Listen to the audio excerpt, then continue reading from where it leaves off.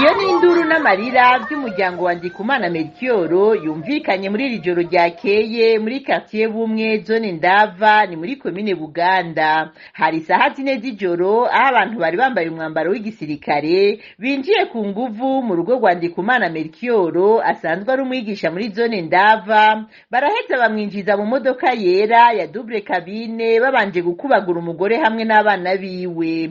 Umwe mu babanyi b'uwo muryango arigana uko vyagenze akavuga ko yoba yahowe ko yigeze kuba ari umunywanyi w'umugambwe CNL.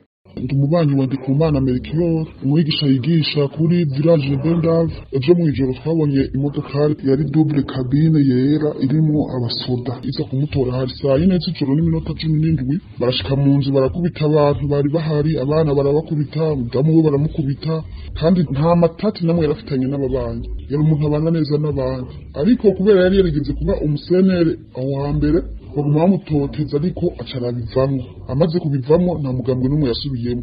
Mu gihe abatwaye Ndikumana Melchior baterekanye umutahubaho uburenganzira bwo kumufata, ababanyi biwe basaba bashimitse ubutungane hamwe n'abajejwe umutekano gukurikirana iyo uwo munyagihugu yatwawe kugira ntagirirwe nabi nk'uko hari benshi bamaze kwicwa muri ubwo buryo.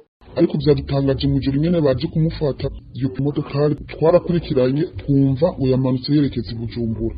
Twashaka mudufashe gutabariza uyu muntu kugira ngo ntibamugire nk'uko bagira abandi ngo bamwice, kuko umuntu yiba afitanye ikibazo n'umuntu ni vyiza kumutwara ku murango kandi bakamuzanira umutahe. Igihugu cacu c'Uburundi nta mategeko gifise, karacinga n'ifitanye amatati n'umuntu uza kumufata mw'ijoro canke urabanza ukamwitwarira utungane bukabumviriza.